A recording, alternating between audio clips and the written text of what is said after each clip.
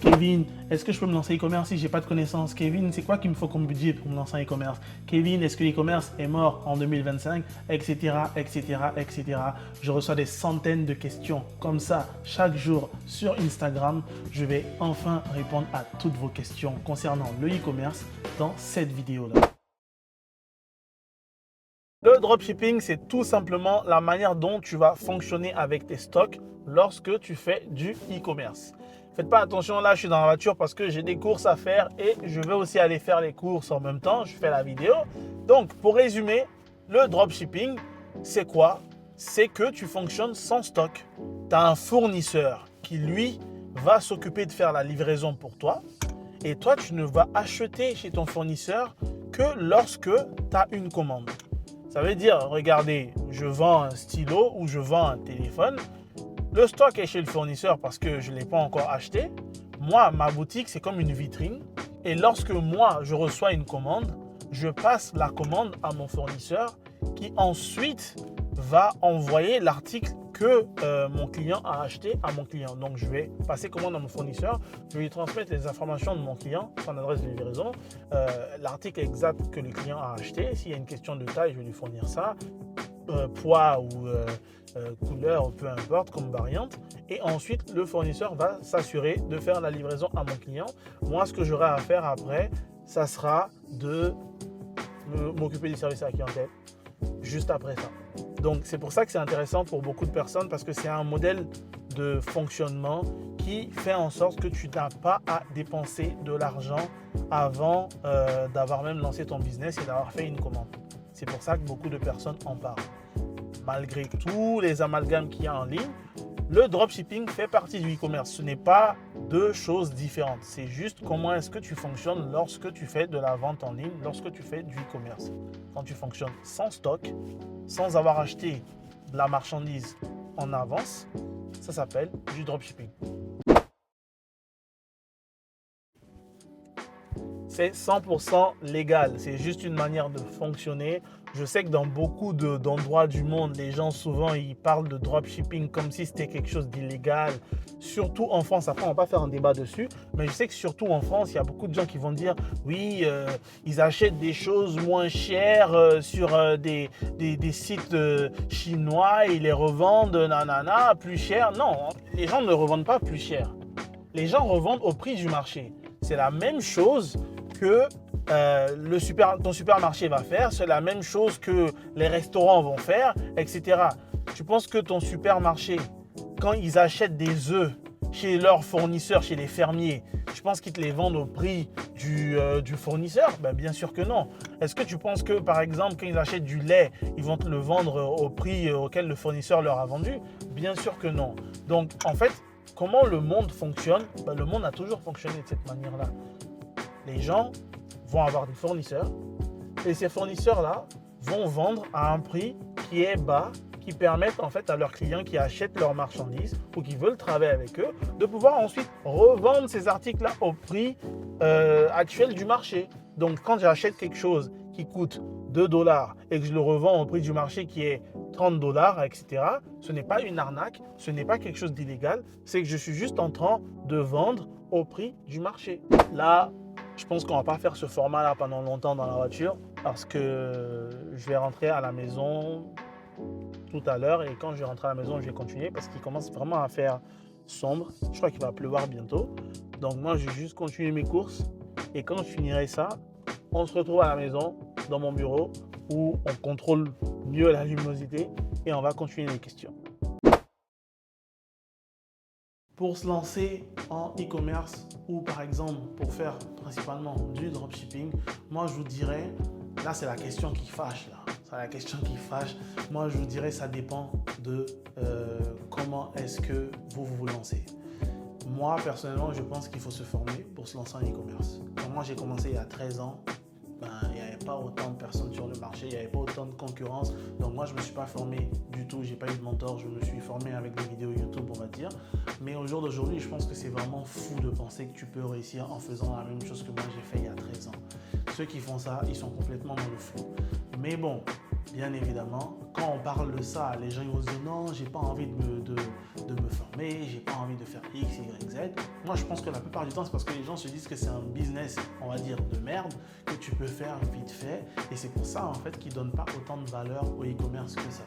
Par contre, si tu leur disais, va ouvrir un restaurant et tu as besoin de 500 000 $ ou peu importe, même s'ils avaient cet argent sur leur compte ou bien qu'ils avaient eu un prêt de la banque, ils allaient faire tout pour embaucher des experts pour les aider à monter leur restaurant, etc. Parce qu'ils savent qu'il y a beaucoup d'argent en jeu. Mais là, bien sûr, vu qu'on parle de petites sommes pour se lancer, les gens, ils s'en foutent. Donc moi, je vous dirais, si vous voulez vous lancer en e-commerce sans formation ou coaching, ça peut vous coûter entre 200 et 500 $. Si vous voulez vous former, bien évidemment, ça dépend de est-ce que c'est un accompagnement, donc un coaching, ou bien est-ce que c'est des formations, donc des cours que tu achètes avec des vidéos préenregistrées. Donc, dépendamment de ça, pour se former, le budget qu'il faut pour se former et aussi le budget pour les publicités, on dirait le même 200 à 500. En plus de ça, il y aura le prix de la formation. Les formations peuvent varier entre, je dirais, 1000 et ça peut même monter des prix faramineux, aller jusqu'à 100 000, etc. Mais après, ça va dépendre. Donc, si on veut rester dans la moyenne, je dirais entre 1000 et même 30 000 $. Si tu veux te lancer en e-commerce et justement suivre un accompagnement ou un coaching. Moi, je ne vous conseille pas de créer une entreprise directement lorsque vous voulez faire du e-commerce. Ce que je peux vous conseiller honnêtement, parce que je sais qu'il y a plein de débutants qui me demandent ça, il y a plein de débutants qui me disent oui, j'ai toujours voulu me lancer en e-commerce, mais par exemple, je suis venu faire mes études en Amérique du Nord, aux États-Unis ou peu importe, et vu que je ne peux pas ouvrir d'entreprise pour l'instant, je n'ai pas pu me lancer en e-commerce. Ça, c'est n'importe quoi, moi je vous dirais. Déjà même, je ne vous conseillerais même pas d'ouvrir une entreprise avant de vous lancer. En fait, tu ne sais pas ce qui va arriver lorsque tu vas te lancer en e-commerce. Même si tu fais des chiffres, etc., tu ne sais pas si tu vas aimer. Tu ne sais même pas ce qui va se passer. Est-ce que tu vas faire des chiffres? Est-ce que... bref, il y a tellement de variantes que pour moi, je pense que le plus important, c'est de se former, d'arriver sur le marché, de se lancer, tester des produits. Et ensuite, si tu te rends compte que c'est quelque chose qui est vraiment fait pour toi et que c'est quelque chose que tu aimes, là, maintenant, à ce stade-là, tu peux commencer à faire des démarches pour ouvrir une entreprise. Bien sûr, quand tu as une entreprise, ça te facilite aussi quand même pas mal de choses. Bref, lancez-vous d'abord. Voyez en fait ce que vous allez voir sur le terrain. Est-ce que ça vous plaît? Est-ce que vous voyez continuer dedans sur le long terme et ouvrir une entreprise? Mais ouvrir une entreprise pour un truc que tu vas peut-être arrêter de faire dans une semaine, ça ne sert à rien. Comme on a dit, bien évidemment, une des caractéristiques vraiment du dropshipping, ou la caractéristique du dropshipping, c'est le fait de ne pas avoir de stock. Donc quand tu fais du e-commerce, tu n'es pas obligé d'avoir de stock parce que tu peux faire ce qu'on appelle donc le dropshipping, où justement tu n'as pas besoin d'acheter les articles en avance, tu n'as pas à payer les frais d'entreposage, etc. Maintenant, c'est sûr que moi je vous dirais, le dropshipping, vous ne devez pas rester dedans pendant longtemps. C'est vraiment une courte période. Vous pouvez tester vos produits, voir que les produits fonctionnent et ensuite essayer de la transformer, cette boutique-là, en une marque blanche avec du stock. Parce que maintenant, vous savez vos produits sont lesquels et vous savez quelles sont les variantes que vous vendez le plus souvent. Donc, même si vous n'achetez pas tous vos stocks par rapport à toutes les variantes que vous avez, vous pouvez au moins acheter les variantes qui vont s'écouler le plus rapidement et donc réduire les délais de livraison que vous aurez. Moi, je vous dirais que pour trouver des produits gagnants, déjà, il faut se former. Ça, c'est le premier truc. Comme ça vous évite d'avoir ce genre de questions-là. Ou déjà, c'est-à-dire, ça, c'est une des étapes les plus importantes. Mais déjà, à cette étape, vous êtes déjà perdu. Ça, si vous vous rendez compte que vous avez des lacunes à ce niveau-là, ça veut peut-être dire que vous n'avez pas de connaissances et qu'il faut se former. Maintenant, je vous dirais, pour trouver des produits gagnants, un des conseils que je peux vous donner, c'est de trouver des produits que les gens ne retrouvent pas partout. Et de trouver des produits qui vont répondre à de sérieux problèmes à des problèmes qui sont vrais, qui sont tangibles, c'est-à-dire c'est un vrai truc, c'est pas juste parce que tu connais une personne qui a ce problème-là que ça veut dire que c'est un problème qui existe pour tout le monde. Tu n'as pas envie de baser ton business sur une seule personne, tu as envie de baser ton business sur beaucoup de personnes. Donc ça veut dire que tu dois avoir un produit qui répond à un problème ou bien un produit tout simplement qui est assez ludique, qui a un effet waouh, qui va faire en sorte que les gens, en voyant ce produit-là, tout ce que tu vas créer autour, bien sûr, quand tu te seras formé, parce qu'on ne va pas aller dans les détails ici, c'est juste une foire aux questions, je réponds à des questions rapidement. Donc quand tu te seras formé, tout ce que tu vas mettre autour, quand les gens ils vont le voir, quand ils vont voir ton produit dans cet écosystème que tu auras créé, les gens ils vont se dire waouh, j'ai jamais vu ce produit-là, je ne savais même pas que ça existait. Bref, l'un dans l'autre, ils vont vouloir passer à l'action. Ça va dépendre de comment est-ce que tu fais ton lancement de boutique, comment est-ce que tu rentres dans cette industrie-là. Pour faire de l'argent dans cette industrie, il y a un blueprint à suivre. Et la plupart d'entre vous, vous ne savez même pas c'est quoi le blueprint à suivre, ou vous refusez catégoriquement, même justement comme on disait, de vous former, parce que pour vous, c'est un business à la va-vite, c'est un truc qu'on fait sur le côté en se lançant juste avec un ordinateur et une connexion Internet. Donc par conséquent, vous trouvez que ce n'est pas nécessaire pour vous de vous lancer en dépensant de l'argent. Donc bien sûr, si tu ne te formes pas ou tu ne sais pas ce que tu es en train de faire, tu pourras taper 10 ans en train d'essayer de faire le truc que tu n'auras aucun résultat. Après, c'est sûr que même en te formant, ça ne veut pas dire que tu vas avoir des résultats, mais il faut tester. Et c'est pour ça que souvent, il y a des gens qui me disent, j'ai essayé le e-commerce, ça n'a pas fonctionné pour moi. Je leur demande, mais tu as essayé comment? Et ils me disent, ouais, j'ai fait une boutique, j'ai testé une ou deux boutiques. Mais en fait, dans le business, de manière générale, la persévérance, c'est vraiment la clé de tout. La persévérance, le courage et le fait de vraiment, justement, prendre ça au sens du terme, quoi. Persévérance, ne pas abandonner, ne rien lâcher et toujours venir encore et encore et encore et encore. Le fait d'avoir vraiment cette persévérance, d'insister, ça bat la chance, en fait. Donc, il y a beaucoup de gens qui vont se dire « Oh, lui, il était chanceux. » Ben non, il n'a pas été chanceux, il était persévérant, il est resté là, il a pris les coups durs, il est resté en selle, il a continué à se lancer et voilà. Donc, ça va dépendre de comment tu vas te lancer. Il y a des gens qui peuvent faire des résultats au bout de 2 mois, de 1 mois, 3 mois, 6 mois. Comme il y a des gens, ils peuvent taper, comme je disais, 10 ans et ils n'ont toujours pas de résultats, ils ont juste abandonné par la suite. Donc, ça dépend de comment est-ce que tu veux te lancer. Et c'est pour ça que je dis encore aux gens, ceux qui ne veulent pas se lancer en payant des formations, etc., en pensant « Oh, une formation, c'est de l'arnaque », ça, c'est votre problème. Mais à la fin de la journée, quand vous aurez fini de dépenser votre argent dans des testings en pensant que le monde est tellement simple, tu n'as pas de connaissances, tu viens, tu fais un petit truc, tu lances des publicités éclatées au sol avec des produits éclatés, des sites éclatés et que le lendemain, tu vas être millionnaire.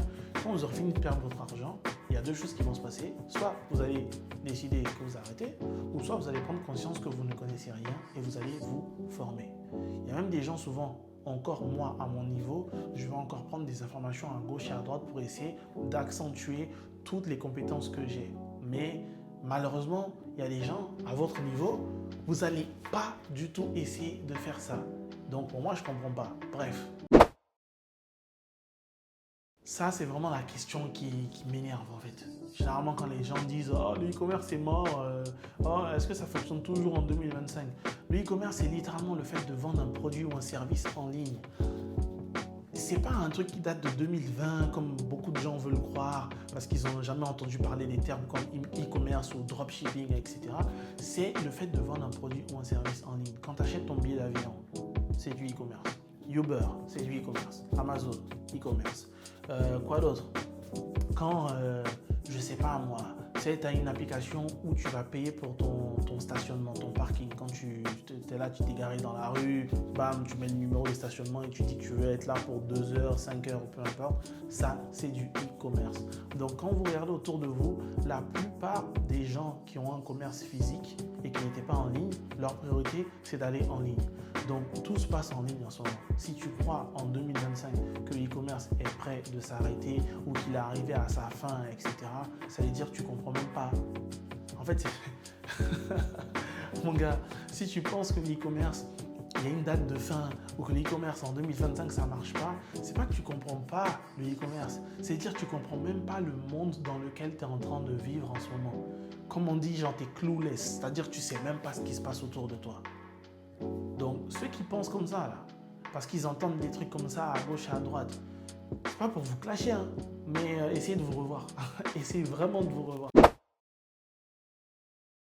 Moi, je vous dirais que vous avez besoin d'un ordinateur, d'un téléphone aussi et d'une connexion Internet. C'est les 3 trucs qu'il vous faut pour même pouvoir vous dire que vous allez commencer à vous lancer en e-commerce. Comme je dis encore, généralement quand les gens ils se posent ce genre de questions-là, c'est parce qu'ils se disent que c'est un petit truc vite fait qu'on fait sur le côté en plus de son travail, que ça ne pourra jamais vraiment remplacer un travail, etc. Donc, ou par exemple, tu vois, quand ils savent que le e-commerce c'est comme Amazon et tout ça, ils se disent Amazon c'est Amazon, Jeff Bezos il a plein d'argent, etc. Mais il y a plein de marques qui ont commencé où ils faisaient des 10 000 à l'année et au bout de la 3e année, ils étaient déjà en train de faire 15 millions. Donc, oui, c'est un business comme les autres et pour ce business-là, vous aurez besoin d'un téléphone, d'une connexion Internet et aussi de votre ordinateur. Justement, ça revient encore à un peu tout ce qu'on se disait au début ou au long même de cette vidéo. Si tu n'as pas de réelle connaissance et que tu penses que tu vas réussir ici, c'est mort. Retourne-toi, pars d'où tu viens. Limite, ne dépense pas ton argent dans des publicités, dans des testings, n'importe comment. Juste prends cet argent-là et fais-toi plaisir. Économise, achète-toi des trucs qui vont te faire plaisir, voyage, etc. Ici, en fait, c'est pas pour les faibles. C'est pas pour les gens qui veulent juste chercher à faire de l'argent rapidement. Quand tu viens en e-commerce, comme dans n'importe quel autre business, si tu viens avec ce mindset-là, tu vas te faire éclater de manière incroyable. C'est un business comme les autres. Si une des compétences les plus importantes dans ce business c'est le marketing et tu ne l'as pas, malheureusement pour toi, mon gars, tu ne vas pas aller loin. Donc c'est pour ça qu'il faut essayer de voir déjà c'est quoi le schéma pour se lancer, c'est quoi le schéma pour réussir et dans ce schéma-là, il y a quoi que tu ne maîtrises pas.